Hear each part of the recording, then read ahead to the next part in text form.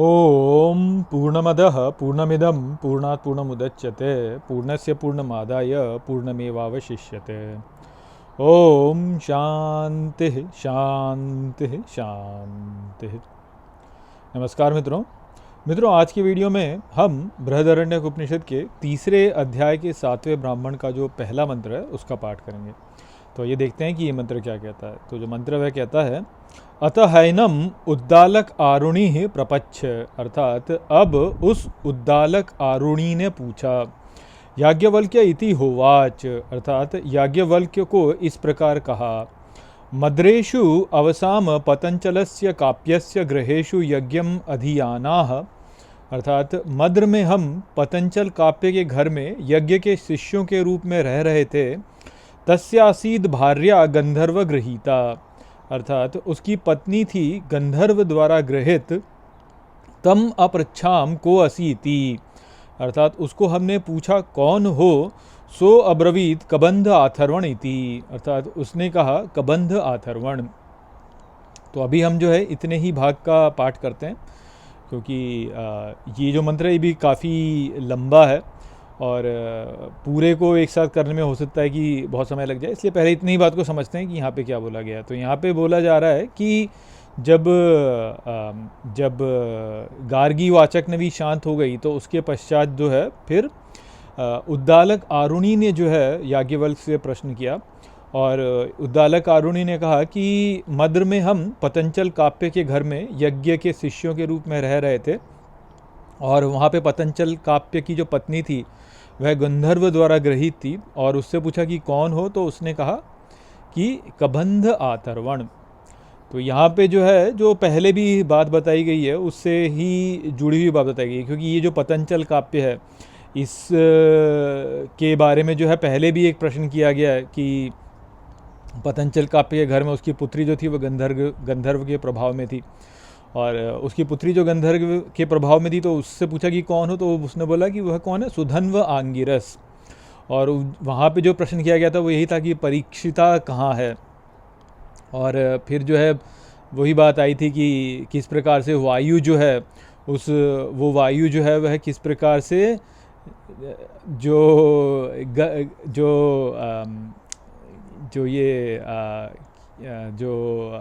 अश्वमेध यज्ञ करने वाले हैं वो कहाँ जाते हैं और कैसे जाते हैं। तो वहाँ पे हमने समझा था कि कैसे जो है जो हमारे प्राण होते हैं वह किस प्रकार से जो है इस आयाम से किसी अन्य आयाम में जाते हैं वायु के द्वारा, और किस प्रकार से जो है फिर वो जो है उस आयाम से पुनः यहाँ पर आते हैं। क्योंकि वहाँ पे क्या बोला गया था कि वहाँ पे ये बोला गया था कि ये जो जगत है ये एक परीक्षा है और यहाँ पे परीक्षा ही होती है।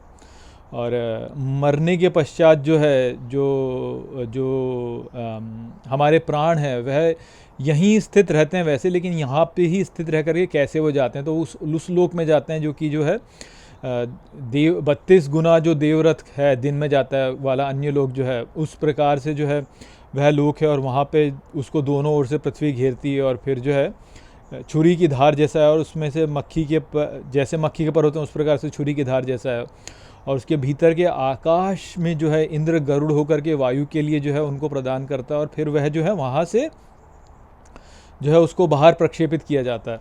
तो उस लोक से इस लोक में आने के लिए जो सूत्र बताया गया वह क्या बताया गया था कि वह जो है वह वायु के द्वारा जो है वह धारण होकर वायु के द्वारा यहाँ पे आता है। तो अब उसी से संबंधित जो बात हो यहाँ पे आगे जो है प्रश्न हो रहा है। तो जो प्रश्न यहाँ पे हो रहा है वो यही हो रहा है कि जो मद्र जो था तो मद्र लोक में जो है यज्ञ के शिष्यों के रूप में जो है उद्दालक आरुणि जो थे वो थे वहाँ पर। और वहाँ पे जो है जो पतंचल काप्य जो है उसकी पत्नी जो है वो गंधर्व द्वारा गृहीत थी। और उससे पूछा कि कौन हो, तो उसने बोला कबंध आथर्वण। तो ये बात और वो बात जो है वो दोनों जो है वो जुड़ करके हमें समझ में आती है। देखिए इसको जो है थोड़ा अच्छे से समझने की बात है, क्योंकि इसमें थोड़ा विज्ञान की भी बात होती है। तो पिछला जो मंत्र था उसमें जो है हमको बताया गया था कि किस में क्या उत्प्रोत है। तो उसमें क्या बोला था कि जो अप है वह किस में उत्प्रोत है, तो आप जो बोला था वह वायु में उत्प्रोत है बोला था, और वायु जो है वह किस में उत्प्रोत है, वह आकाश में उत्प्रोत है, और आकाश किस में उत्प्रोत है, वह गंधर्व लोक में उत्प्रोत है। तो इस प्रकार से बताया था। अब देखिए, जो अप है वो हमने पदार्थ के रूप में समझा, वायु जो है वह उसी पदार्थ का चूरा, आप सोच सकते हैं कि वो किस एटम्स मॉलिक्यूल्स किन से बना है, वो हो गया। और जो आकाश है उसमें वह पदार्थ प्रकट है, और वो जो आकाश है ये गंधर्व में उत्प्रोत है।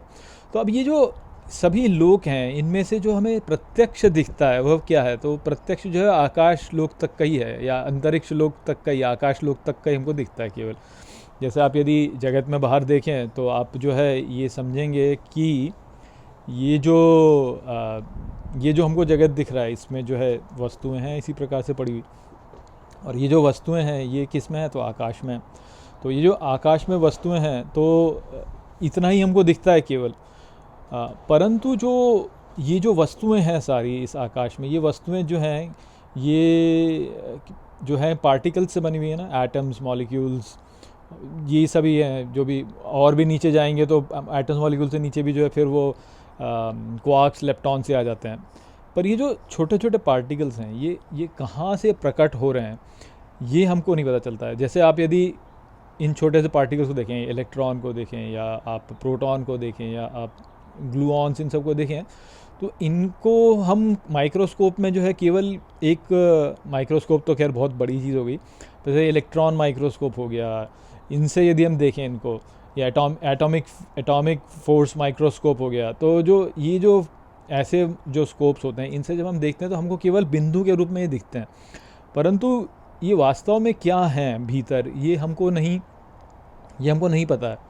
और जो जिसके द्वारा हम उसको देख रहे हैं, जिसके द्वारा हम उनको देखते हैं, तो ऐसा थोड़ी ना है कि हम भाई उनको अलग करके देख, यानी हम उनको एक साथ देख लेते हैं, वो अलग अलग एक पार्टिकल फॉर्म में ही हम उनको देखते हैं।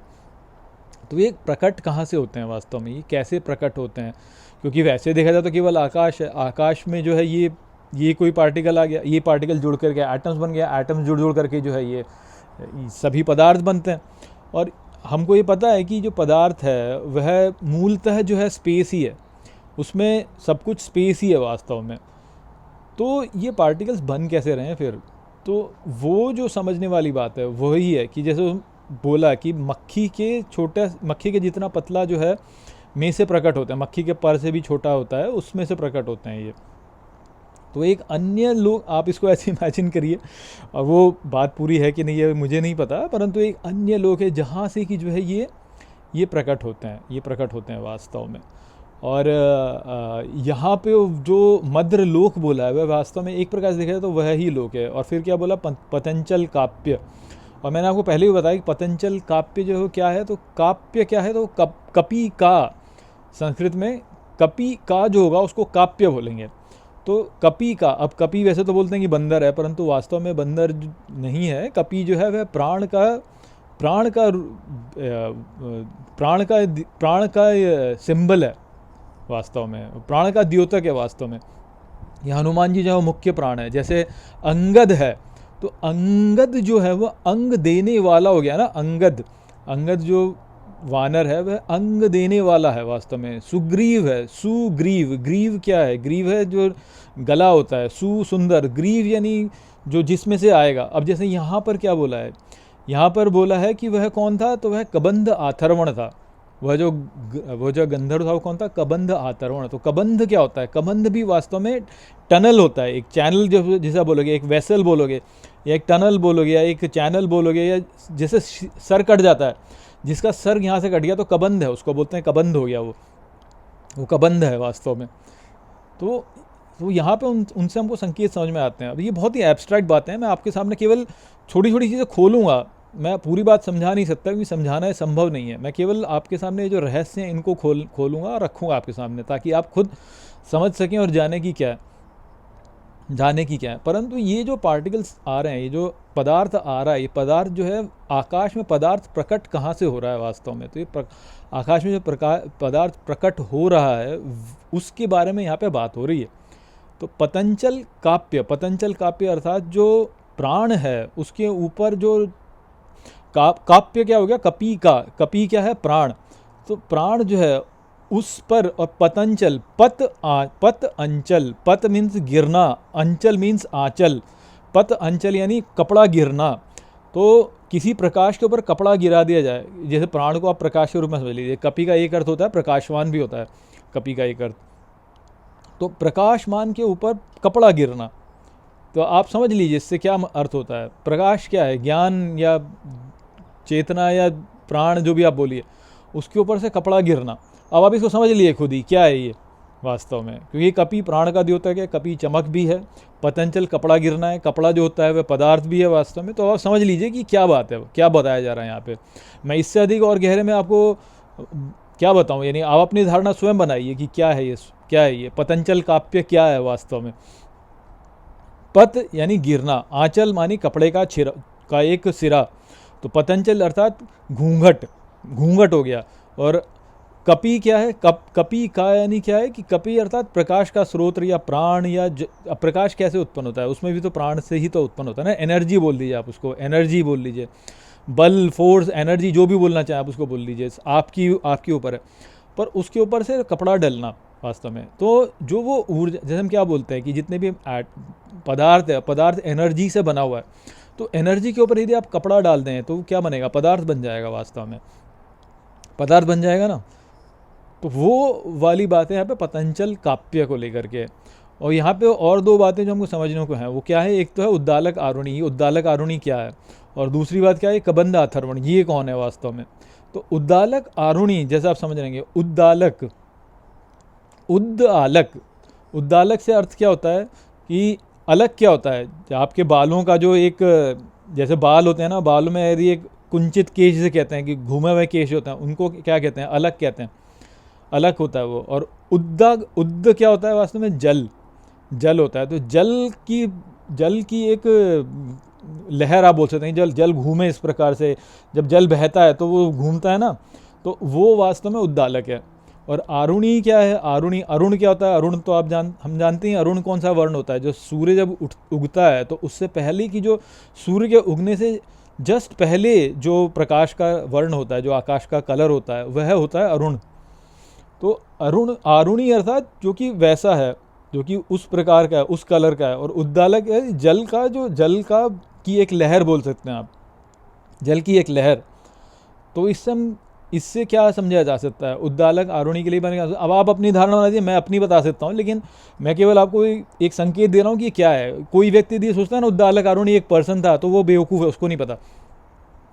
उद्दालक आरुणी से यहाँ पे समझिए, उद्द अलक आरुणी, उद्द अलक आरुणी, उद्दम होता है उसमें। उद्दम क्या होता है, जल, जल होता है उद्दम, अलक होता है जल, एक जिसे कहते हैं कि, अब मेरे को वर्ड नहीं पता उसके बाद, जो यानी एक कर्ल होता है ना, कर्ल को कहेंगे अलक। और आरुणी अर्थात प्रकाश की वो चमक जो कि सूर्योदय से जस्ट पहले होती है। तो अब इससे अर्थ निकाल लीजिए क्या है। और उद्दालक आरुणी की कथा क्या है, उद्दालक आरुणी की कथा ये होती है कि की कथा में जो बताया गया, वो बताया गया कि जल जो था कि जब पांडवों के जो गुरु थे धौम्य, उनके शिष्य थे उद्दालक आरुणी। और हुआ क्या था कि उन्होंने जो है खेत में जल देने के लिए जो है उन्होंने, जैसे कहते हैं कि वो एक क्यारी होती है ना, क्यारी को जब बांध बनाते हैं, क्यारी में बांध बनाते हैं, तो वो बांध से पानी रोक दिया जाता है ताकि पानी खेत में ना आए। तो वो जो खेत में जो पानी रोकने की जो वो क्यारी थी, उसको वो टूट गई थी, तो उससे पानी बह रहा था खेत में। तो ये जो बात जो है ये धौम्य को पता चल गई थी। तो धौम्य ने जो है उद्दालक आरुणी को भेजा कि तुम जाओ और उसे रोक कर के आओ। तो उसने मिट्टी से बांध बनाना चाहा, तो बांध नहीं बना पाया। जब वो बांध नहीं बना पाया तो खुद ही लेट गया ताकि पानी रुक जाए। तो वो जो है वो जब उसने किया तो उसके लिए इतने प्रसन्न हुए धौम्य उनसे कि उन्होंने जो है उनका नाम उद्दालक आरुणी रख दिया कि तुम उद्दालक हो वास्तव में। उद्दालक क्यों, क्योंकि जो जल बह रहा था, जो जल खेत में आ रहा था, उसको उन्होंने रोक दिया वहाँ पे बांध बना करके, स्वयं से बांध बना लिया। और यहाँ पे देखिए, यहाँ पे कौन आ रहा है, वो गंधर्व कौन है, कबंध, जो कि फिर से बांध है। तो कनेक्शन समझ जाइए आप यहाँ पे क्या कनेक्शन है, कुछ कनेक्शन है यहाँ पे, कुछ कनेक्शन है यहाँ पे। तो अब क्या कनेक्शन है वो मैं आपको अपना सोच बताता हूँ, अपनी सोच जो मेरी सोच है वो बताता हूँ मैं आपको कि यहाँ पे क्या क्या कनेक्शन है। देखिए जल जो है वह जीवन का प्रतीक है वास्तव में। जैसे हम कहते हैं ना अप है, अप जो है वह पुनर्मृत्युम जायते, अप को जल भी कहते हैं। तो वो जो अप है वह अप क्या है वास्तव में, तो अप क्या है वास्तव में कि देखिए जल जो होता है, आप जल को जिस भी घड़े में भरेंगे तो जल उस घड़े का रूप ले लेता है। जब आप जल को जिस भी घड़े में भरेंगे तो जल उस घड़े का ही रूप ले लेता है। तो ठीक इसी प्रकार से ये जो सारी वस्तुएं हैं, ये सारी वस्तुएं जो हैं, ये इनमें एक कोई ऐसा पदार्थ है जो कि सभी में है, क्योंकि जल तो जल ही है।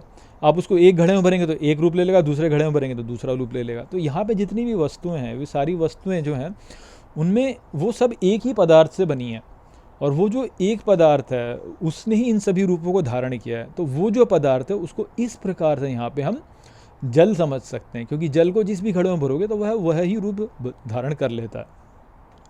तो अब उद्दालक जो थे उन्होंने जो है बांध बना दिया था उन्होंने। तो जब कोई वस्तु प्रकट होती है तो वह वस्तु जो प्रकट होती है तो उसके प्रकटीकरण को एक तरह प्रकार से आप सूर्योदय ही मानेंगे ना। जैसे सूर्योदय होता है तो दिन का आरंभ होता है, तो जैसे कोई वस्तु प्रकट होगी तो उसका भी उस समय पे आरंभ ही है वास्तव में। तो आरुणी से यहाँ पे अर्थ है आरंभ। तो जब कोई वस्तु प्रकट होती है, उस वस्तु की प्रकटीकरण ही वास्तव में उद्दालक आरुणी जो है वह दर्शाते हैं। उद्दालक आरुणी ही वह रूपक है जिसके द्वारा हम ये बताते हैं कि कोई वस्तु प्रकट कैसे होती है। और जब कोई वस्तु प्रकट होती है तो वह एक प्रकार का बंध ही है ना। इस जगत में जो भी वस्तु स्थूल रूप में है वह एक प्रकार से बंध में ही है। बंध में कैसे है कि वह जो है वह उस ही रूप में सीमित है इस समय पे।